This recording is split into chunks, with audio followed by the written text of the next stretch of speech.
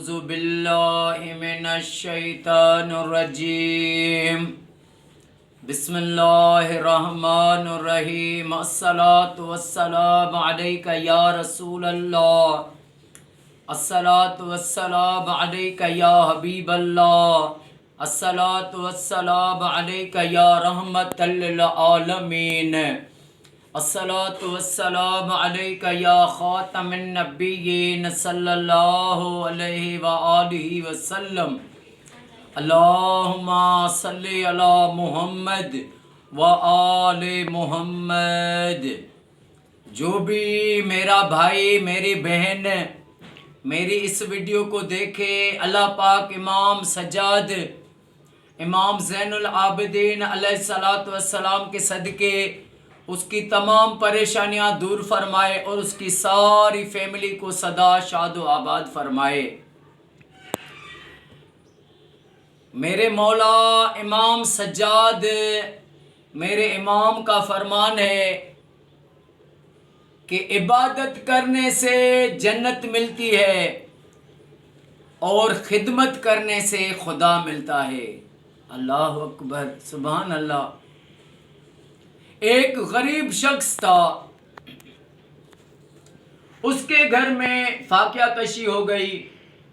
ایک دن گزر گیا، کہیں سے روٹی کا بندوبست نہ ہو سکا۔ دوسرا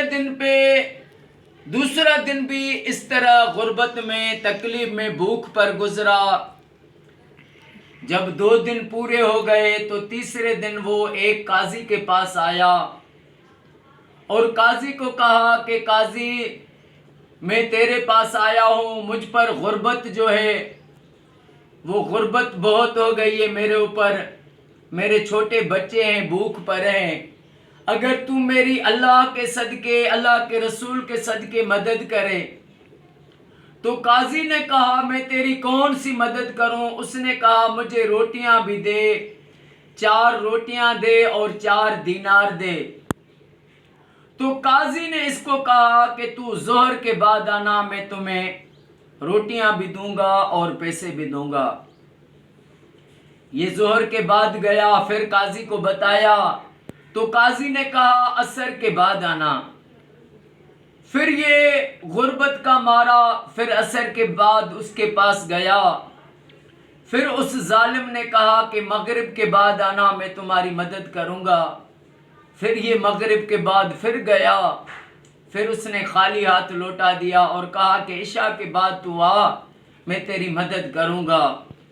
وہ عشاء تک سارا دن رلتا رہا، عشاء کا ٹائم بھی گزر گیا۔ اس کے بعد یہ قاضی کے پاس گیا کہ میری مدد کرو۔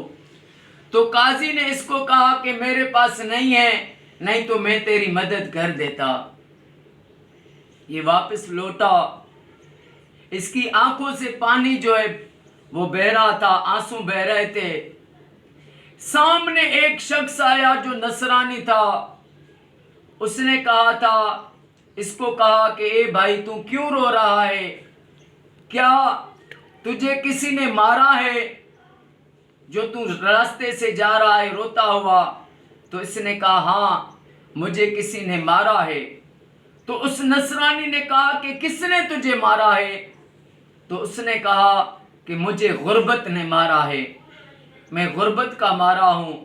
مجھے قاضی نے کہا ظہر کے بعد آنا، تمہاری مدد کروں گا، گیا، اس نے نہیں کی۔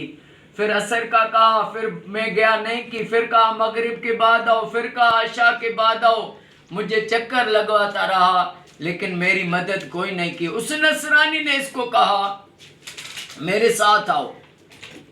وہ اس کو لے گیا، اپنے نوکر کو کہا کہ اس نے 4 روٹیاں مانگ رہا ہے، اس کو 20 روٹیاں بھی دو، اور اس نے 4 دینار مانگے ہیں، اس کو 20 دینار بھی دو۔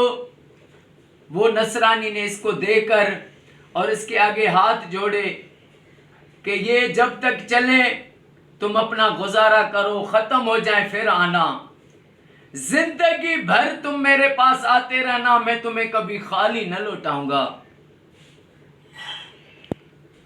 یہ گیا، بچوں کو اس نے روٹی دی، پیسے لے کے گیا، اس کے بھوکے غریب بچوں نے کھانا کھایا، رب کی بارگاہ میں دعا کرنے لگے، یا اللہ جس نے ہمیں یہ کھانا کھلایا ہے، تو اس کو دنیا میں اور آخرت میں ہمیشہ آباد رکھنا، اس کی کبھی روزی تنگ نہ ہو، کیونکہ ہے نا لکھا کتاب میں کہ علم اور رزق جتنا تقسیم کرو گے اتنا بڑھے گا۔